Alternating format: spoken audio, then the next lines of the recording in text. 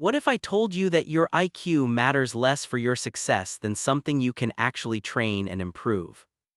Research from and Carnegie Mellon shows that emotional intelligence predicts career success, relationship satisfaction, and even mental health better than cognitive intelligence does. But most people don't even know what emotional intelligence really is. They think it's about being nice all the time or suppressing your emotions. It's much deeper than that. Emotional intelligence is the ability to recognize, understand, and manage your own emotions while also recognizing and influencing the emotions of others. And here's the best part. Unlike IQ, which is relatively fixed, emotional intelligence can be developed at any stage of life. Your brain is plastic. It can change. Here are 5 shifts that will raise your EQ starting today. Number 1, name your emotions with precision. Most people use exactly 3 words to describe their emotional state. Good, bad, or fine. But emotions are far more specific than that, and the specificity matters. Research from UCLA shows that labeling your emotions with precise language reduces their intensity and gives you back a sense of control. This is called effect labeling. When you say "I feel bad," you can't do anything with that information. But if you say "I feel disappointed because my efforts weren't recognized," now you have something to work with. I feel lonely. I feel undervalued. I feel anxious about an uncertain outcome. Each emotion has a different cause and requires a different solution. When you name it accurately, you can actually address it instead of just suffering through it. Number 2, understand the difference between emotion and action. Here's something most people never learn, and it changes everything once you understand it. You can feel angry without acting angrily. You can feel anxious without canceling your plans. You can feel insecure without seeking reassurance from others. Emotions are signals, not commands. They're information about your internal state, not instructions for what to do next. The emotionally intelligent person doesn't suppress their feelings. They acknowledge them fully and then choose their response consciously. I notice I'm feeling anxious right now. That's interesting. What is this anxiety trying to tell me? Your feelings are always valid. But they're not always accurate reflections of reality. And they're definitely not always useful to act on. Number 3, practice emotional regulation instead of emotional suppression.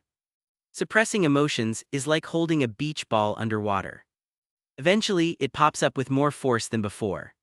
Psychologists call this the rebound effect. The more you try not to feel something, the stronger it becomes. It grows in the dark.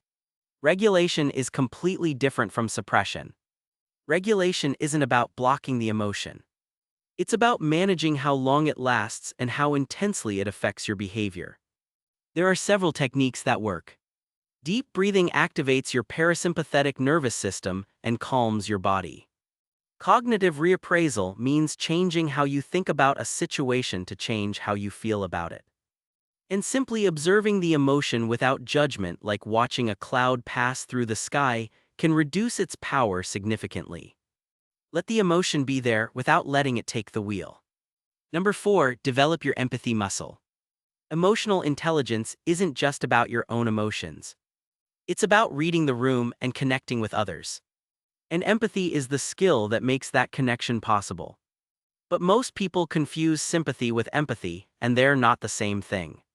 Sympathy is feeling for someone from a distance. Empathy is feeling with them up close. The difference is everything. To practice empathy, stop preparing your response while someone else is talking. Most of us listen only to reply. We're already formulating our comeback while the other person is still speaking. Instead, just listen. Try to understand their experience without agreeing or disagreeing. Ask yourself, what are they feeling right now? Not what would I feel in their situation. What are they feeling in their situation? That subtle shift changes everything. Number 5, take responsibility for your emotional impact.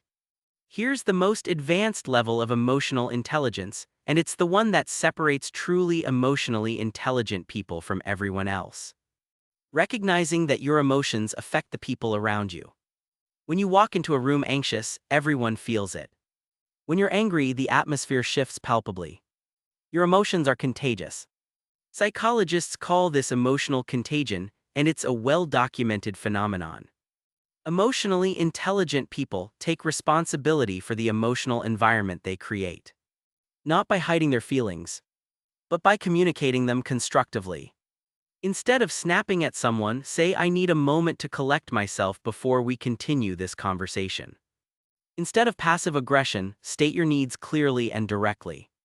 The way you handle your emotions doesn't just affect you. It affects everyone in your orbit. And taking responsibility for that is a sign of true maturity.